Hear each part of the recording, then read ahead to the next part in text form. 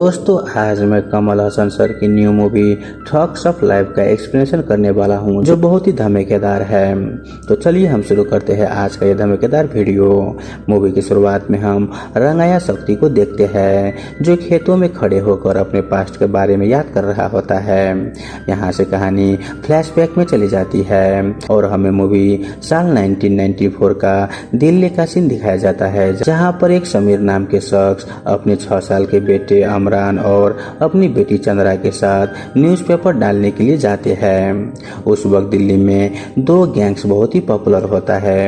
एक गैंग रंगाया शक्ति का होता है, तो वहीं दूसरा गैंग सदानंद भाई का होता है। शक्ति के गैंग में उसका भाई मानिक्यम और उसके खास आदमी पेट्रोस, अम्बू और शिव नाम के लोग रहते हैं। उसी वक्त समीर अपने बच्चों के साथ न्यूज़पेपर डालने के लिए उस एरिया में पहुंचता है, जहां पर शक्ति अपने गैंग के साथ मौजूद होता है। वहीं उसी वक्त शक्ति के गैंग के साथ सदानंद समझौता करने के लिए आए हुए होते हैं, लेकिन शक्ति को सदानंद पर बिल्कुल ही भरोसा नहीं होता। यहाँ पर शक्ति के भाई मानिक्यम सदानंद से बोलता है कि ठीक है, आज से हम ये समझौता करते हैं कि हम दोनों आपस में झगड़ा नहीं करेंगे। वहीं सदानंद भी इस बात पर समझौता करके वहाँ से चले जाते हैं, लेकिन शक्ति को सदानंद पर डाउट होता है, क्योंकि सदानंद जाते ही वहाँ पर पुलिस आ जाता है। और यहाँ पर हम जानते हैं कि सदानंद यहाँ आने से पहले पुलिस को इन्फॉर्मेशन दे दिया होता है कि शक्ति के गैंग इस एरिया में है। यहाँ पर पुलिस को देखकर शक्ति बोलता है कि देखो, यहाँ पर पुलिस आ गया है और ये सब सदानंद ने किया है। वो अपने आदमी से गन के साथ रेडी रहने के लिए बोलता है। तभी उसी वक्त न्यूज़पेपर देने के लिए समीर शक्ति के घर आते हैं। वही यहाँ पर शक्ति के भाई मानिक उनको ऐसा लगता है कि शायद उसके घर पर पुलिस आया हुआ है और इसलिए वो वहाँ पर शूट करने लगता है। वही यहाँ पर बुलेट लगने की वजह से समीर वहीं पर मर जाता है। यहाँ पर समीर के बेटा इमरान अपने फादर को मरते हुए देखकर वो रोने लगता है। वहीं दूसरी तरफ पुलिस और शक्ति के गैंग के बीच फायरिंग शुरू हो जाती है। यहाँ पर शक्ति को इमरान पर बहुत ही दया आता है और सोचता है कि इस अटैक में इस बच्चे को कुछ हो ना जाए, इसीलिए उसे फायरिंग वाली बिल्डिंग से वो बाहर ले आता है। लेकिन सेमिन नाम के एक पुलिस ऑफिसर शक्ति को देख लेता है और वो उस पर गन पॉइंट कर देता है। वहीं शक्ति इमरान को सील की तरह इस्तेमाल करता है और उसे बच्चे से बोलता है कि तुम मेरे साथ ही रहना, जब तक तुम मेरे साथ हो तो पुलिस वाले मुझे शूट नहीं करेगा। यहाँ पर इमरान को अपने आगे रखकर शक्ति रोड क्रॉस करने लगता है, लेकिन यहाँ पर सैमिल इमरान को कहीं गोली न लग जाए, इसलिए बहुत ही सावधानी से शक्ति पर गोली चला देता है। वहीं वो गोली शक्ति के कंधे पर लग जाता है और वो वहीं पर गिर जाता है। लेकिन तभी वहाँ पर शक्ति के आदमी आकर उसे वैन में बिठाकर वहाँ से ले जाते हैं। अब अगले सीन में इमरान के फादर समीर को दफनाया जा रहा होता है। वहाँ पर इमरान शक्ति के पास आकर बोलता है कि मेरी एक छोटी बहन है, उसका नाम चंद्रा है, जो उस अटैक में गायब हो गई है। उसे ढूंढने के लिए मुझे तुम्हारी मदद चाहिए। यहाँ पर शक्ति इमरान को बोलता है कि तुम्हारी बहन चंद्रा जहाँ भी होगी, मैं उसे ढूंढकर तुम्हारे पास लौटाऊंगा। वो यहाँ पर ये भी बोलता है कि तुम्हारी वजह से मैं पुलिस के हाथों बच गया हूँ, इसलिए अब से तुम मेरे बेटे जैसा हो। अब यहाँ से सीन कट होता है और हमें 22 साल के बाद का सीन दिखाया जाता है। यहाँ पर शक्ति इमरान को अपने बेटे की तरह पाल पोस कर बड़ा करता है। वहीं दूसरी तरफ मानिक्यम की एक बेटी होती है, जो रणविजय नाम के एक आदमी से बहुत ही प्यार करती है और उसी दरमियान वो रणविजय की वजह से प्रेग्नेंट हो जाती है। लेकिन जब वो इस बारे में रणविजय से बात करने के लिए जाती है, तब रणविजय उसे इग्नोर कर देता है और उस बच्चे को एक्सेप्ट करने से इनकार कर देता है। यहाँ पर मानिक्यम की बेटी ये सोचती है कि ये सब मेरी गलती है और वो अपने फादर से मैसेज के थ्रू माफी मांगती है और वो एक बिल्डिंग से कूदकर अपनी जान दे देती है। यहाँ पर हम जानते हैं कि रणविजय और कोई नहीं बल्कि सदानंद की बहन का बेटा होता है। अब ये सब हो जाने के बाद सदानंद ये सोचता है कि शक्ति रणविजय को मार देगा, इसीलिए वो तुरंत ही उसे जैसलमेर भेज देता है। लेकिन इमरान और पेट्रोस उसे किडनैप करके वापस दिल्ली ले आते हैं। वहीं ये बात सदानंद को मालूम चल जाता है और वो सदानंद डायरेक्ट शक्ति के पास जाता है और बोलता है कि मेरे भांजा को छोड़ दो। लेकिन यहाँ पर शक्ति सदानंद के सामने उसे गन से शूट करके जान से मार देता है। इस वजह से शक्ति को कुछ दिनों के लिए जेल भी जाना पड़ता है। लेकिन जेल जाने से पहले वो अपने आदमी और भाई से बोलता है कि मैं जेल में सब कुछ संभाल लूंगा, लेकिन बाहर ये सब इमरान संभालेगा और तुम सबको उसकी बात माननी पड़ेगी। यह कहकर शक्ति जेल चला जाता है। वहीं शक्ति के बाद इमरान इस गैंग का लीडर बन जाता है। लेकिन लेकिन यह बात उसके भाई मानिक और पेट्रोस को बिल्कुल ही पसंद नहीं आता। खैर कुछ दिन के बाद जब शक्ति जेल में होता है तब सदानंद मानिक और आमरन को अपने घर बुलाता है। वहाँ पर सदानंद दोनों से बोलता है कि मैं पॉलिटिक्स ज्वाइन कर रहा हूँ और मेरा सारा बिजनेस तुम लोगों को ही संभालना पड़ेगा। मैं इस बिजनेस में कोई भी इंटरफेयर नहीं करूंगा, बस तुम लोग मुझे मेरा 30% हिस्सा मेरे घर भेज देना। यहाँ पर सदानंद आमरन से पूछता है कि डील ठीक है या नहीं। ये सुनकर आमरन बोलता है कि हाँ डील ओके है। वहीं यहाँ से आमरन तुरंत जेल में शक्ति के पास जाता है और सब कुछ बता देता है, लेकिन शक्ति को यह बात पसंद नहीं आता और वो गुस्से में बोलता है कि सदानंद मेरा दुश्मन है तो तुमने उसके डील को ओके क्यों की। यहाँ पर मानिक बोलता है कि तुमने जेल जाने से पहले हम सबको बोला था कि आमरानी ही मेरे पीछे सब कुछ देखेगा, तो उससे ही पूछो कि उसने डील ओके क्यों किया। ये सुनकर शक्ति बोलता है कि हर महीने उसे 30% हम क्यों दे, हम उसके कोई गुलाम नहीं है, यह डील मुझे पसंद नहीं आई। लेकिन आमरन शक्ति से बोलता है कि सदानंद के सारे बिजनेस अब हमारे हाथ में है, यहाँ पर हमें पॉलिटिक्स से कनेक्शन भी बनेगा तो हम और बहुत सारा पैसा कमा सकते हैं। आमरन शक्ति को समझाने की बहुत ही कोशिश करता है लेकिन शक्ति इस डील के लिए नहीं मानता। अब कुछ दिन के बाद शक्ति जेल से रिलीज होने वाला होता है। वहीं आमरन उसे लेने के लिए जेल के बाहर जाता है। अब जेल से रिलीज होने के बाद शक्ति आमरन से बोलता है कि सदानंद के डील को तुम ओके बोल दो। यहाँ पर आमरन बोलता है कि मुझे पहले से ही पता था कि आप ऐसे ही बोलोगे, इसलिए मैंने पहले ही उस डील को ओके बोल दिया है। अब यहाँ से शक्ति जेल से छूटने के बाद घर जाने के बजाय सीधा इंद्राणी के पास जाता है। अब यहाँ पर हम इंद्राणी के बारे में जानते हैं और यहाँ से सीन फ्लैशबैक में दिखाया जाता है। दरअसल जब शक्ति आमरान को बहन चंद्रा को ढूंढ रहा होता है तब वो उस दौरान एक बार में जाता है। वहाँ पर वो चंद्रा के बारे में सबको पूछ रहा होता है। वहीं उस बार में शक्ति इंद्राणी को देखता है। वहाँ पर इंद्राणी को बार में जबरदस्ती डांस करवाया जा रहा होता है।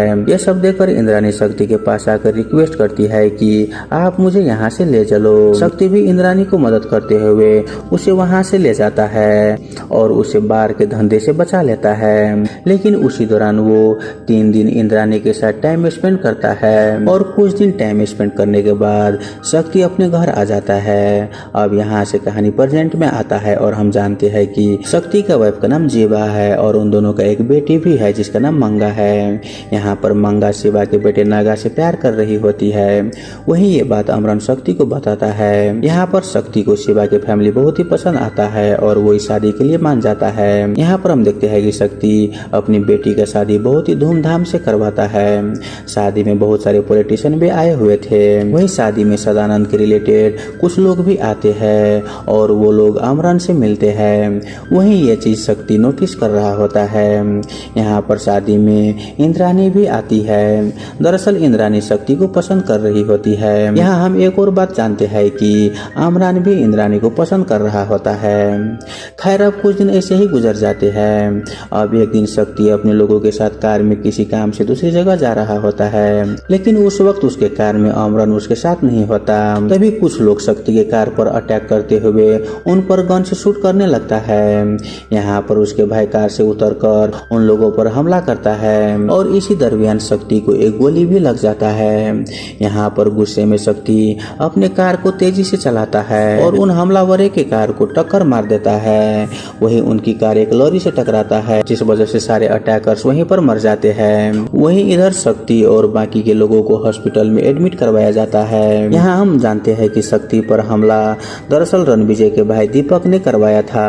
वहीं ये बात सदानंद को मालूम चल जाता है और वो अपने भांजे को एक थप्पड़ मारता है और उसे दिल्ली से मुंबई भेज देता है। वहीं इधर जय नाम का एक पुलिस ऑफिसर शक्ति से मिलने हॉस्पिटल आता है। यहाँ पर हम जानते हैं कि यह जय और कोई नहीं बल्कि पुलिस ऑफिसर शैमिल का बेटा है और शैमिल वही होता है जो 22 साल पहले शक्ति को गन से शूट करा था। यहाँ पर जय शक्ति से अटैक के बारे में पूछता है। वहीं ये सब देखकर मानिकम अपने ऑफिसर्स को फोन करता है और जय का ट्रांसफर झारखंड करवाने की कोशिश करता है। यहाँ पर मानिकम जय को भी फोन करता है, लेकिन यहाँ पर जय ऐसा एक्टिंग करता है कि उसे कोई सिग्नल ही नहीं आ रहा और वो वहाँ पर उसका फोन कट कर देता है। यहाँ पर जय शक्ति से बोलता है कि अगर तुम मर भी गए तो मुझे कोई प्रॉब्लम नहीं होगा, क्योंकि तुम्हारे जैसे बहुत सारे लोग यहाँ पर है, लेकिन हमारे ऑफिस में भी तुम्हारे जैसे लोग हैं। मैं यही आशा करता हूँ कि तुम एक दिन मुझे उन लोगों को पकड़वाने में मेरी मदद जरूर करोगे। ये बोलकर जय हॉस्पिटल से चले जाता है। तभी वहाँ पर अमरन हॉस्पिटल आता है। यहाँ पर अमरन शक्ति को देखकर बहुत ही दुखी हो रहा होता है, लेकिन शक्ति उसे पूछता है कि तुम कहाँ गए थे, तुम उस वक्त मेरे साथ क्यों नहीं थे। यहाँ पर शक्ति अमरन पर शक करने लगता है। उसे लगता है कि शायद अमरन ने ही उस पर अटैक करवाया था, क्योंकि शादी में भी अमरन सदानंद के लोगों से बहुत ही खुलकर बातें कर रहे थे। लेकिन यहाँ पर अमरन को भी मालूम चल जाता है कि शक्ति उस पर शक कर रहा है, और वो शक्ति से बोलता है कि क्या तुम मुझ पर शक कर रहे हो, उस वक्त मैं हॉस्पिटल गया था। तब शक्ति की वाइफ जीवा वहाँ पर आती है और बोलती है कि हमारी बेटी का मिसकैरेज हो गया था, तब मैं और अमरन उसे लेकर हॉस्पिटल गई थी। खैर अब नेक्स्ट डे को अमरन, पेट्रोस और कौशिक पीने बैठते हैं। वहाँ पर पेट्रोस अमरन से बोलता है कि अगर मैं तुम्हारी जगह होता तो मैं अब तक शक्ति को मार देता। ये सुनकर कौशिक बोलता है कि ये तुम क्या बोल रहे हो, वो हमारे बॉस है और उन्होंने हमारी देखभाल की है, हम उसे कैसे मार सकते हैं। ये सुन पेट्रोस बोलता है कि हम जिस फील्ड में है वहाँ शंका बहुत ही खतरनाक है, अगर किसी पर एक बार आ गया तो फिर वापस जाता नहीं, इसीलिए वो हमें मारने से पहले हम ही उसे मार देना चाहिए। खैर अगले दिन शक्ति ठीक होने के बाद वो एक मंदिर जाता है। मंदिर से आते वक्त शक्ति अमरन को अपने साथ कार में ले जाता है और बोलता है कि हर वक्त तुम मेरे साथ ही रहना, देखो तुम उस दिन मेरे साथ नहीं थे तो मुझे तुम पर शक हो गया था, क्योंकि तुमने साधारण के आदमी के साथ शादी में बहुत ही खुलकर बातें कर रहे थे, इसीलिए मुझे ऐसा लगा कि शायद तुम मुझे मारना चाहते हो, मुझे माफ कर दो। यहाँ पर अमरन गुस्से में बोलता है कि आपने मुझे बेटे की तरह पाल पोस कर बड़ा किया है, फिर भी आपने मुझ पर शक कर ली। ये बोलकर वो कार से उतर जाता है। खैर अब एक दिन मानिक अमरन से मिलता है और बोलता है कि इस गैंग को मैंने शुरू किया था, लेकिन शक्ति इसका लीडर बन बैठा है, क्या उसने बताया कि तेरे बाप को किसने मारा था। अमरन बोलता है कि हाँ, उसने बताया कि गैंग के किसी मेंबर ने उसके बाप को शूट किया था, क्योंकि उन्हें लगा कि शायद वो पुलिस ऑफिसर है। तब मानिकन बोलता है कि पुलिस समझकर नहीं, बल्कि वो शक्ति जानता था कि वो पेपर वाला है, इसलिए वो जानबूझकर तुम्हारे पापा को शूट कर दिया। अब ये सुनकर अमरन सोचता है कि आखिर शक्ति ने उसके फादर को जानबूझकर क्यों मारा। असल में अमरन के फादर को मानिक ने ही मारा था। यहाँ पर वो सबका इल्जाम शक्ति पर डाल दिया। असल में मानिक अपने भाई से जलता है और वो शक्ति के मारने के बाद वो अपनी पूरी कंट्रोल गैंग में रखना चाहता है। यहाँ पर झूठी कहानी सुनाकर अमरन को भी वो अपने तरफ ले लेता है। खैर वही हम जीवा को देखते हैं कि वो कसम खाई होती है कि अगर शक्ति ठीक हो जाएगा तो वो कैलाश गिरी जाएगी, लेकिन जीवा को अस्थमा होता है, इसीलिए शक्ति उसकी जगह कसम पूरी करने के लिए जाता है। यहाँ पर शक्ति के साथ अमरन के अलावा बाकी के लोग भी मौजूद होता है। अब रास्ते में एक जगह पर 5 मिनट करने के लिए वो अपनी गाड़ी रोकते हैं। वहाँ पर शक्ति पहाड़ी को देखकर बहुत ही एंजॉय कर रहा होता है, लेकिन मानिक्यम और बाकी के लोग प्लान बनाते हैं कि यहाँ पर वो शक्ति को मार देंगे। जब शक्ति पहाड़ के किनारे खड़ा होता है तब अम्बू, मानिकम, पेट्रोस और कौशिक उसे शूट करके उसे मारने की कोशिश करता है, लेकिन उसी वक्त वहाँ पर अमरन आ जाता है और शक्ति को वो पहाड़ के किनारे से नीचे धक्का दे देता है। यहाँ पर सब लोग को लगता है कि शायद शक्ति मर गया है और वो सारे वापस दिल्ली आते हैं। अब यहाँ पर अमरन इंद्रानी को पसंद करता था, इसीलिए वो सीधा उसके पास जाता है और बोलता है कि मैंने शक्ति को मार दिया, और उसे पूछता है कि क्या अब तुम फिर से बार में जाकर डांस करोगी, ये मेरे साथ जिंदगी बिताओगी। उसे ब्लैकमेल करके वो अपने साथ ले आता है। वही यहाँ पर गैंग के सारे मेंबर शक्ति के साथ क्या हुआ ये पूछने लगता है। वहाँ पर अमरन बोलता है कि मैंने शक्ति को मार दिया है, अब यहाँ के सारा इलाका मेरे कंट्रोल में है। वही यहाँ के सारे लोग सोचने लगते हैं कि शायद शक्ति मर गया है। वहीं उधर हम देखते हैं कि शक्ति मरा नहीं था, दरअसल वो बर्फ में गिरने के बाद शक्ति घायल हो चुका था। यहाँ से शक्ति धीरे धीरे करके पहाड़ पर जाता है और वहाँ से कैलाशगिरी के दर्शन करके वापस लौट रहा होता है, लेकिन रास्ते में बहुत ही बड़ा तूफान आता है जिसके कारण शक्ति को ठोकर लग जाता है और वो सीधा नीचे गिर जाता है। और हम देखते हैं कि शक्ति ठोकर खाकर बुद्धिस्ट मोंग के आसन में गिर जाता है। अब यहाँ पर वो लोग घायल शक्ति को देखकर अपने पास ले आते हैं और उसके जख्मों का इलाज करने लगता है। और तो और वो मोंक लोग शक्ति को मार्शल आर्ट भी सिखाते हैं और इसी तरह से 2 साल गुजर जाते हैं। अब 2 साल गुजरने के बाद शक्ति अपनी वाइफ और बेटी के पास दिल्ली आ जाता है। वहीं दिल्ली आने पर सबको मालूम चल जाता है कि शक्ति मरा नहीं बल्कि वो वापस आ गया है। यहाँ पर अम्बू डर के मारे गोवा से मानिकम और आमरन के पास जाने लगता है, लेकिन तभी वहाँ पर शक्ति आ जाता है और अम्बू को वहीं पर मार देता है। तब वो कौशिक के पास भी जाता है, लेकिन वहाँ पर कौशिक बोलता है कि जिस दिन तुम्हें शूट किया गया उस दिन मेरे गन्स में बुलेट नहीं थे। मानिकम के कहने पर ही मजबूरन उसकी मुझे मदद करनी पड़ी, इसमें मेरी कोई भी गलती नहीं है। यहाँ पर शक्ति भी जानता है कि कौशिक उसका वफादार है, इसीलिए शक्ति उसे छोड़ देता है। शक्ति कौशिक से पूछता है कि उसकी वाइफ और बेटी कहाँ पर है। कौशिक बोलता है कि वो सब लोग शिवा के पास है, मैं तुम्हें वहाँ पर ले जाता हूँ। इसके बाद वो लोग ट्रेन पकड़ने के लिए रेलवे स्टेशन जाते हैं। वहीं दूसरी तरफ अमरन को मालूम चल चुका होता है कि शक्ति वापस आ गया है, इसलिए वो शक्ति को मारने के लिए पेट्रोस और अपने कुछ गुंडे को भेज देता है। वहीं ये लोग रेलवे स्टेशन पर शक्ति पर अटैक करता है, लेकिन यहाँ पर शक्ति उन गुंडे सहित पेट्रोस को भी जान से मार देता है। खैर अब यहाँ से शक्ति शिवा के घर पर जाता है। यहाँ पर वो जानता है कि शक्ति के गायब होने के बाद उसकी वाइफ पुलिस के पास कंप्लेंट लिखवाने के लिए गई थी, लेकिन उसी वक्त एक लॉरी से उसका एक्सीडेंट हो गया था, जिस वजह से उसके सर में बहुत ही गहरी चोट लगी और उसका सारी याददाश्त खो जाता है। यहाँ पर शक्ति जीवा से बात करने की बहुत ही कोशिश करता है, लेकिन यहाँ पर शक्ति को वो पहचान भी नहीं पाती, इसीलिए वो फैसला करता है कि वो अपने बेटे अमरान और उसके भाई मानिक्यम को मार देगा। इसलिए वो गुस्से में उन लोगों को ढूंढने के लिए गोवा चले जाता है, लेकिन गोवा पहुंचते ही उसे पुलिस वाले पकड़ लेता है। यहाँ पर पुलिस ऑफिसर जय शक्ति के पास आकर उसे एक डील ऑफर करता है और बोलता है कि सोसाइटी में बहुत सारे गैंगस्टर है, उनमें से बहुत सारे गैंगस्टर्स पॉलिटिशियन बन गया है, मुझे उनकी हर डिटेल चाहिए, बदले में जो तुम्हें चाहिए मैं वो दूंगा। यहाँ पर शक्ति बोलता है कि मुझे अपना काम करने के लिए सिर्फ 45 घंटे का टाइम चाहिए। इस पर जय मान जाता है और शक्ति को छोड़ देता है। वहीं उधर सदानंद मर जाता है। तब उसकी बहन अपनी बेटे दीपक को कॉल करके बोलती है कि तुम्हारा मामा मर गया है, अब तुम्हें ही ये सब कुछ संभालना होगा, जिन्होंने तुम्हारे छोटे भाई को मारा है उन्हें तुम मत छोड़ना। अब ये सुनकर दीपक अमरन और शक्ति को मारने के लिए अपना प्लान बनाने लगता है। वहीं इधर शक्ति अपने भाई मानिकम को कॉल करता है। अब ये देखकर मानिकम बहुत ही डर जाता है और वो अपनी जगह छोड़कर वहाँ से भागने लगता है और वो अमरन को फोन करके बोलता है कि शक्ति गोवा आ गया है। तभी यहाँ पर हम देखते हैं कि शक्ति दरअसल मानिक के कार के बैक सीट में ही बैठा हुआ था और वो मानिक्यम के सर पर गन रख के उसे कार रोकने के लिए बोलता है। दरअसल शक्ति को भी अपने लोगों को मारना पसंद नहीं होता, लेकिन उन्होंने धोखा दिया था, इसी वजह से वो अपने भाई को ब्रिज से नीचे धक्का देकर उसे गन से शूट करके मार देता है। अब अगले सीन में अमरान कौशिक को किडनैप कर लेता है और वो अपने अड्डे पर ले जाता है और बोलता है कि हम दोनों बचपन से ही साथ साथ बड़े हुए, फिर भी तू शक्ति की तरफ क्यों गया। ये बोलकर वो कौशिक को मार देता है। लेकिन तभी यहाँ पर जय अमरान के पास आता है और बोलता है कि मैं अगर चाहूँ तो तुम्हें अभी अरेस्ट कर सकता हूँ, लेकिन मैं तुम्हें एक मौका देता हूँ, मुझे जो इन्फॉर्मेशन चाहिए वो तुम मुझे दो, इसके बदले मैं तुम्हारा गैंगस्टर वाला लाइफ को मिटाकर तुम्हें नई जिंदगी शुरू करने का मौका दूंगा। तुम दूसरे शहर में जाकर अपनी नई जिंदगी शुरू कर सकते हो। लेकिन ये ऑफर अमरान नहीं मानता।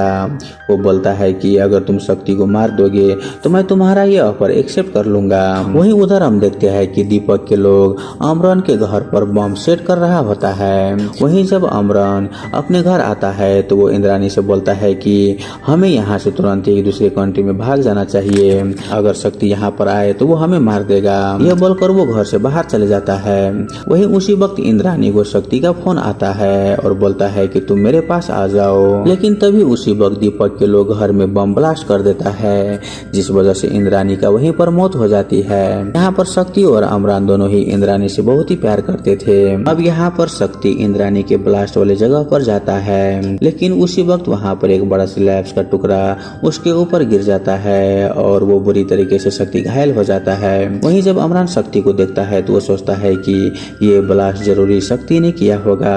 तभी वहाँ पर दीपक के लोग वहाँ पर आ जाते हैं और अमरान को किडनैप करके ले जाते हैं। वहीं इधर जय पुलिस के साथ ब्लास्ट वाली जगह पर आता है और वहाँ पर वो शक्ति को घायल देख वो अपने घर ले जाता है। यहाँ पर शक्ति जानता है कि जय ने एना नाम की लड़की से शादी की है। दरअसल एना एक डॉक्टर होती है, इसीलिए जय शक्ति को अपने घर में लाए थे।